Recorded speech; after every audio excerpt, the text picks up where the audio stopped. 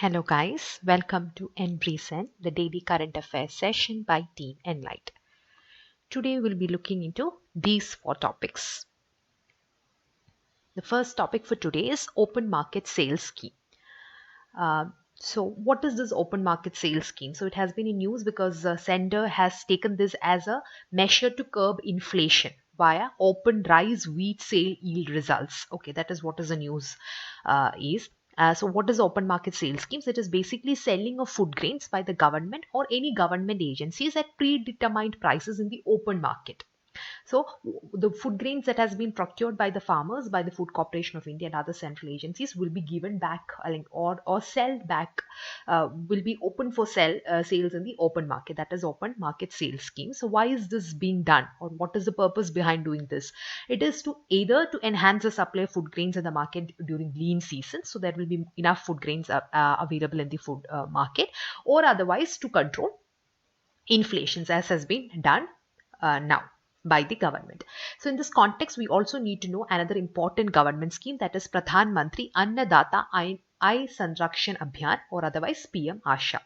So it is basically to ensure remunerative prices to the farmers. So it is to ensure that the farmer gets enough price for the produce that the farmer has produced in that agriculture season. So it has got three components. The first component is price support scheme.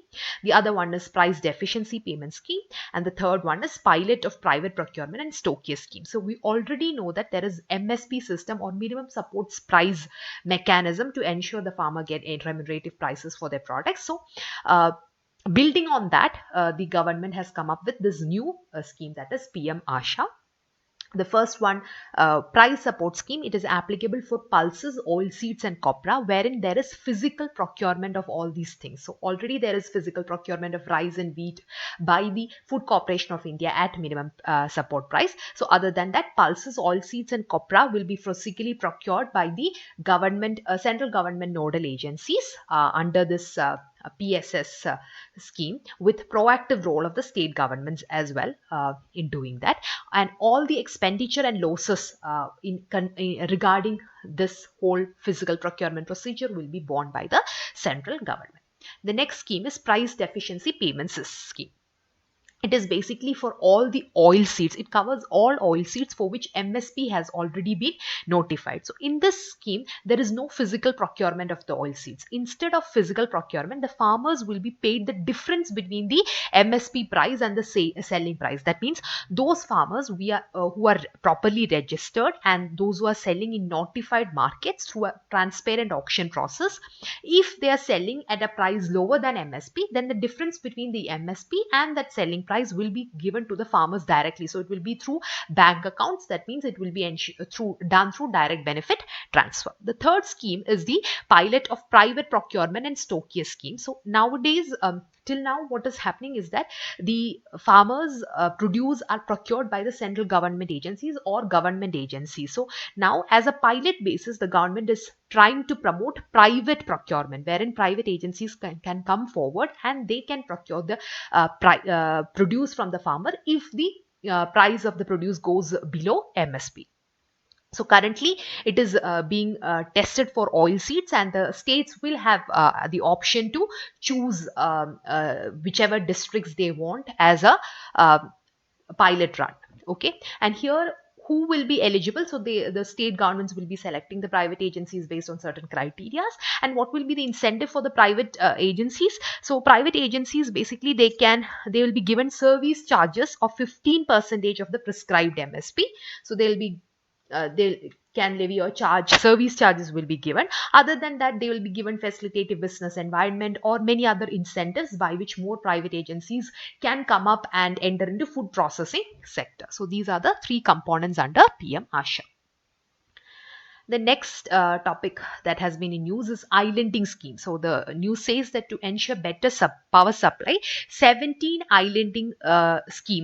more islanding schemes is going to come up in major cities for ensuring better supply of power. So what is this islanding scheme? So you might have got that it is something related to the power system. So it is basically you are isolating a part of the part of the power system from the rest of the grid. So it's basically a defense mechanism where a part of the system of a part of the power system will be islanded or isolated from the rest of the grid, from the distributed grid. So it would ensure that even if there is some kind of disruption in the grid, if there is power supply disruption, then these islands would ensure that still there will be supply of power to the major cities. So it will help in maintenance of essential services, faster restoration of supply to the electricity consumers in the event of an outrage. You just need to know what is this islanding scheme.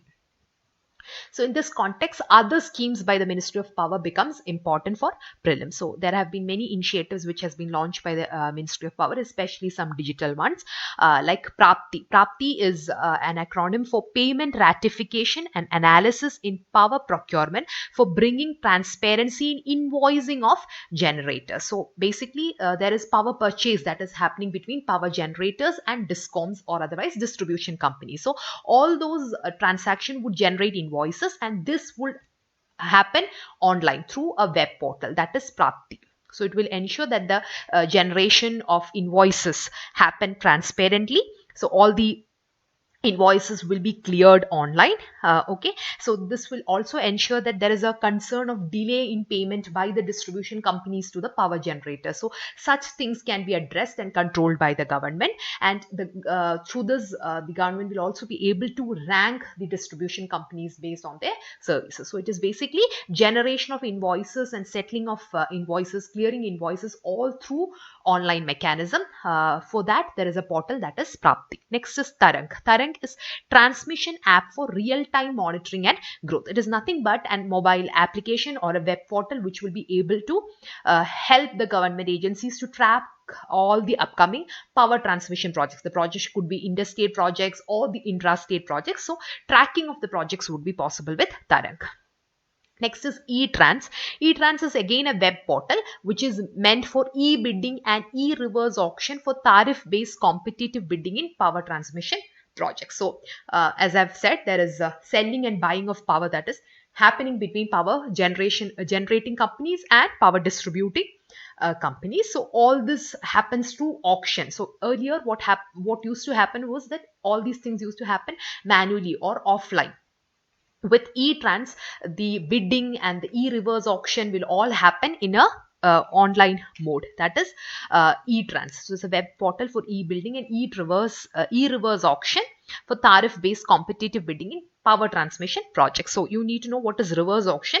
So in reverse auction, it will be the seller will bid for the prices at which they are willing to sell their goods and services. Other than otherwise in auction process, it will be the buyer who will be bidding the prices. So in a reverse auction, it will be the seller who will be telling the price at which they are willing to sell. Okay, next is DEEP. DEEP is discovery of efficient electricity price. So again, it's an e-bidding portal only, same like that of eTrans. The only difference is that this is meant for medium-term purchase of power, 1 to 5 years. Then Urja is another scheme by the Ministry of Power, that is Urban Jyoti Abhiyan app. So it's a mobile application. It's a digital initiative wherein it will put before the people the performance of distribution utilities, which all like how the distribution companies are performing in terms of their service to the people. So the people will be able to choose the best from among the different distribution companies that are available. Next is Ujala. Ujala is Unnat Jyoti by affordable LEDs for all. So it is basically a scheme to provide efficient lighting by which 20-watt LED tube lights and BEE 5-star rated energy efficient fans will be distributed to the consumers under Ujala. Okay, so these schemes are important from prelims perspective as well as from mains perspective. You can use these as an examples, quote this as an example while you are writing about e-governance mechanisms, or otherwise if there is a question about energy efficiency, accessibility of power in GS3 paper. Next topic is Hazaras and the places in news in Afghanistan. So you might be knowing that Afghanistan is currently in news. So you need to know certain places which are there in Afghanistan. One is Bamiyan. It is given there in the Hindu newspaper, Bamiyan. Panjshir, and Panjshir resistance is also there in news. So it is the one of the last places which is yet to fall before Taliban. So Panjshir, you need to know that is in Afghanistan. Then Kabul, Herat, and Lakshargeh. These are the regions. Bamiyan Buddha's World Heritage Site. So all these places are important from prelims perspective. Then a community has been mentioned in news. Hazaras is an ethnic group in Afghanistan. You just need to know that it's an ethnic group in Afghanistan. Okay, so this is important because earlier UPSC has asked both communities and places in news. So from this questions, it would be clear to you that these kind of newses are important for prelims. And the last topic for today is social audit. So in news, there has been a news about misappropriation in NREGS scheme. In this context, you need to know about social audit. So basically, social audit is the audit which is conducted by people themselves. People means the beneficiaries of the scheme. So whatever any government program or schemes will be audited by the beneficiaries themselves. That is social audit. And how it will be done? It will be done by verifying the implementation of the scheme or its results on the ground, wherein they'll compare the official records with the actual ground realities. In the official records, it will be written that certain things have been completed or already been done. So they'll check, the people themselves can check on the ground if what is being recorded is already done or not. And they can also examine whether the money has been spent properly and whether it has made difference to the people's life. So beneficiaries would be the best people to identify whether it has made any difference to the people's life. And often there is provision for open hearings, which is also called Jan Sunwai. Then what is the benefit of this social audit mechanism? So this would help in deterring corruption, improving the implementation of various government schemes. It would provide a collective platform wherein people can come together and analyze the impacts of the schemes which would have direct impact on their lives. Then it will strengthen participation in the Gram Sabha. Political participation of people would improve. It would educate people about their rights and entitlement. It would promote transparency and accountability in implementation of schemes, and it would improve the capacity of local stakeholders. So what is the present scenario is that you need to know that both under National Food Security Act and MGNREGS scheme, it is mandatory to conduct social audit. So under MGNREGS scheme, after every 6 months, there is a provision for social audit. So even in the guidelines under midday meal scheme, there is provision for social audit. And Meghalaya was the first state in India to have a legislation for social audit. So they have something called social audit law. Then social audit have had landmark impact in some states, like for example Andhra Pradesh. They could minimize leakages and wastage in the MGNREG scheme with the help of social audit. Similar achievements are there in other states like Jharkhand and Chhattisgarh as well. Then what are the issues or the shortfall with the whole mechanism? One thing is that it is not institutionalized, which means there is no proper mechanisms or machinery to conduct social audit, or the social audit units are not properly institutionalized. They are not autonomous enough. So they actually comes under the supervision of bureaucracy or the government employees. So they are not enough, there is not enough autonomy. There is lack of awareness among the Gram Sabha members, and the people are not experts to audit the government schemes as well. Then there is lack of incentives for participating in the social audit units. What is the way forward? Certain countries like Norway, Switzerland, Ireland, these are the countries where they have successfully conducted social audit mechanism. So we can actually learn from them. Then it is important to create competent resource persons should be mobilized for conducting this social audit with adequate financial autonomy. One should promote participatory social audit with more people's participation. That institutional support is required to make the mechanism more efficient, and there should be follow-up and enforcement of punishments. Merely conducting social audit would not be enough. There would be follow-up on if there is some lacuna in the schemes, there should be follow-up to correct it, and there should be enforcement of punishments. This is the end for the session. This is the end of the session for today. We'll meet again tomorrow. Till then, thank you.